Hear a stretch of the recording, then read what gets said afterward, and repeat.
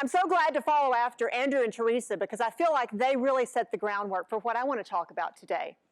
And that is, everyone wants to work at a great organization, at a place where their work is valued, on a team that cares about them, and they can make a difference.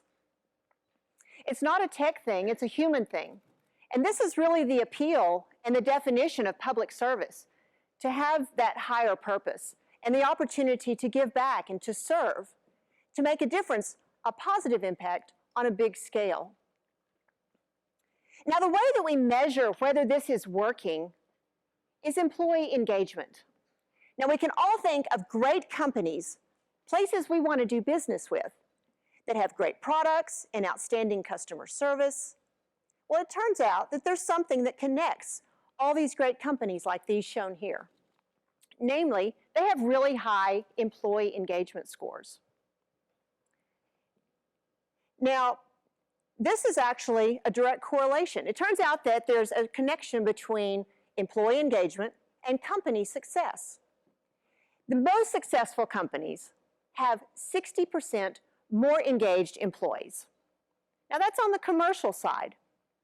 On the public sector side, we see something a little different. Last year's Best Places to Work survey showed that the public sector lags almost 15 points behind the commercial sector. Now, that's also showing up in workforce statistics. Because today, millennials and the post-millennial generation make up the biggest percentage of the workforce at large. And yet, in the federal government, fewer than 10% of the employees are under 30. So this gap poses a challenge because today, people bring their personal expectations and experiences into the 9 to 5. If we want to compete for talent, execute the mission, and engage the workforce, we have to do something different. Well, what is that? It all starts with culture. Now, there's a saying you may have heard that culture eats strategy for lunch. What does this mean? Well, it means that if your culture and your strategy are not aligned, culture is going to win out. So, for example, if there's an organization that says they value innovation, they want more of it, it's their top strategy, and yet they punish risk and failure, I can pretty much guarantee you they're not going to get a lot of innovation. Now, you may be thinking, well, it's all well and good for the commercial sector to focus on employee engagement. They have more resources, they can move faster, and it's true that in government, change is hard and it's slow. Complex bureaucracy, built-in processes, a lot of regulation and complexity. But we just heard about the higher purpose and the mission of the public sector that gives us in the federal government the advantage and that we can appeal to.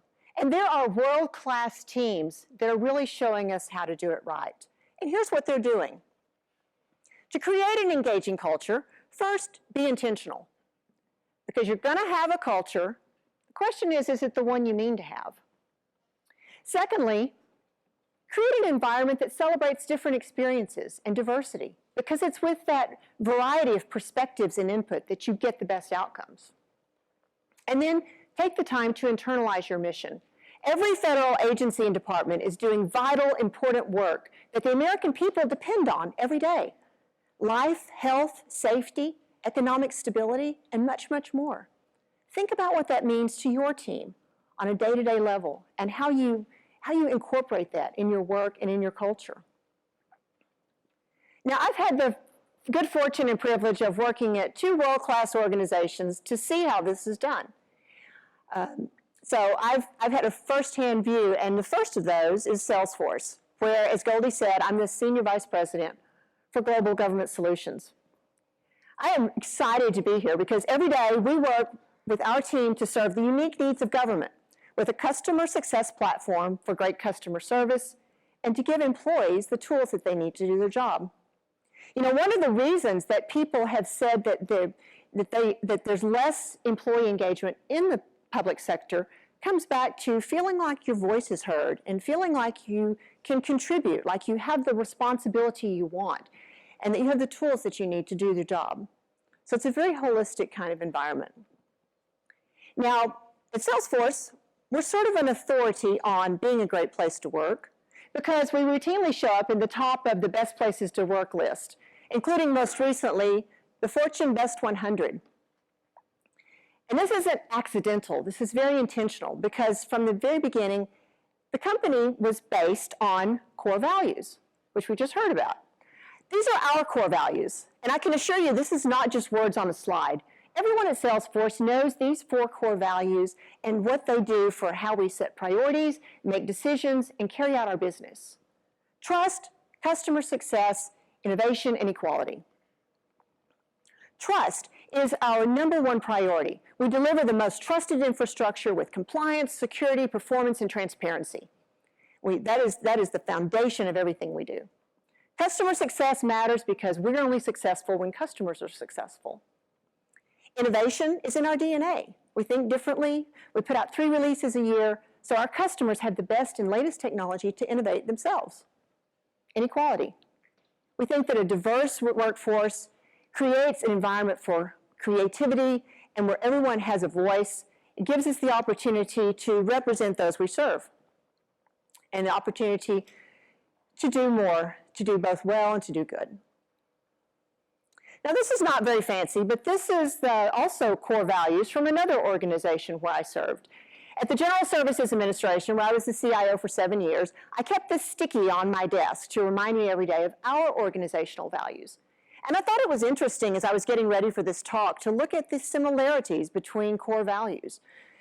First, foundational things, ethics and integrity in everything we do, a climate of trust, but then challenge authority. This one was kind of popular. We wanted to create a place where people were not only permitted, but also expected to speak up, to debate, to challenge the decisions. But then when a decision was made, to support it and save our debate for the next issue. Do routine things routinely. This was actually one of my favorites because we had a bit of a culture of firefighting and heroics, which is vital and necessary, but you can't do it every day. It can't be the only way that you operate. So we got very deliberate about operational excellence and about being good at the routine work so we could save the heroics for when we truly needed them. Strive for win-win outcomes. Look, everything is a negotiation, and you can find sometimes there's a zero-sum game mentality. So we tried to get past that with negotiation skills that would benefit everyone and lead to outcomes that benefited both sides, all sides. Empower the team to decide and act and push authority down, create an environment where people were empowered, and continuous learning. Technology is changing every day. It's changing our work, it's changing the art of the possible, and we have to remain intellectually curious and be lifelong learners. Take responsibility. So with these values, we tried to be very intentional and diverse. And now I want to show you a film that talks about another organization that really gets it right when it comes to culture, when it comes to being intentional and internalizing the mission and creating diversity. Pep Up Tech, People Empowering People Up into Technology, is a nonprofit group that reaches out to underserved students to give them the technology skills and the business skills, as well as the contacts and the confidence to get into the tech economy, to get jobs and careers in an environment that is kind of underserved. So if you would, let's roll the film now. If I were to walk into the Louvre and it was the same picture over and over and over again, nobody would want to go there and see those paintings because it's the same damn picture. Diversification gives you a higher yield on your return. You already know that. So why wouldn't you do the same within your organization? We don't consider ourselves a charity. What we're doing is we're helping to uncover the opportunity that is there. Pep Up Tech goes out and finds all the different shades of color of people, and it brings them into the world of technology. And we give them access and we introduce them to the people that we know. The students that are in our programs are told no a lot in their life. So to come into our program and for us to accept them for who they are, it helps beyond what we can even imagine. I grew up in really extreme poverty, a lot of crime, a lot of violence in that area. I felt judged, I felt looked down upon. A lot of people told me that I would amount to nothing. For people who live in poverty, life and death is a balance every day. When I grew up, I met so many smart, incredible individuals, but they were limited by resources. So like for me, it always goes back to wanting more for people. Right? I said, okay, how can I find other people that are as motivated as me to build a nonprofit? And that year I went to Dreamforce. Dreamforce is a very special conference, right? Everyone there, they're thinking about innovation and growth and how to change the world. So not surprising that I met them at Dreamforce and established this friendship and then grew this organization under that friendship. Being part of a consultancy was never something I would have considered before. I started working with Able, so I sent Able to go meet Patrick. We don't hire someone based on how they were born. We hire somebody based on how they think. We build innovative applications on the Salesforce platform. PepUp Tech trains these students, and so this is why it's a great relationship, because they can come here using these tools that they just learned. Using Trailhead is a great way to start writing your own code and create really innovative products. When you invest in people of color, you're opening your eyes to a whole different lens. You're widening your data set. Now you're getting like some sort of different cadence. In the tech industry, we're trying to solve big problems. We need diversity of thought. We can't just have one type of person in the room making decisions for the entire population. We need to hire people that push us to think differently. And you can't get pushed to think differently if you hire all the same type of people. A diamond is just a stone until that stone is unearthed. So what we try and do is we try and dig those diamonds out and polish them so people will take notice. Anytime that you share the knowledge and your experiences, you're blazing a trail for others to follow you. Trailblazers do that. Like sometimes we'll look at the path and be like, I'm gonna cut through the grass. I'm gonna make my own path. My students will say to me, "You changed my life." You changed my life. I mean, it makes me wake up and go, I want to do it again. They helped me put myself out there and attain a job within the ecosystem. So you have a job there? Yeah. To me, I think PepUp Tech doesn't just give you opportunities, it changes your life, and that's what it did for me. So, PepUp Tech and Salesforce opened a whole new world for me. Salesforce had this 1 million people employed moonshot, and we were like, we are going to meet that moonshot, and this is how we're going to do it.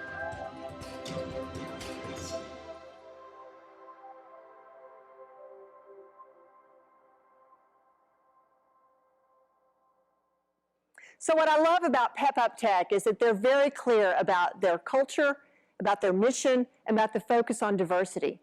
And I think the analogy for the government is that in the public sector, we don't choose our customers. We serve everyone. And in serving everyone should be representative of everyone. So that kind of brings us full circle. In order to create an engaging workplace that can recruit the best talent, that can execute on the mission, and close that gap, be intentional, celebrate diversity and different experiences, different perspectives, and take the time to internalize your mission and make that part of how you carry out your team responsibilities as a leader. And when you do that, you'll show the rest of us what great looks like. Thank you.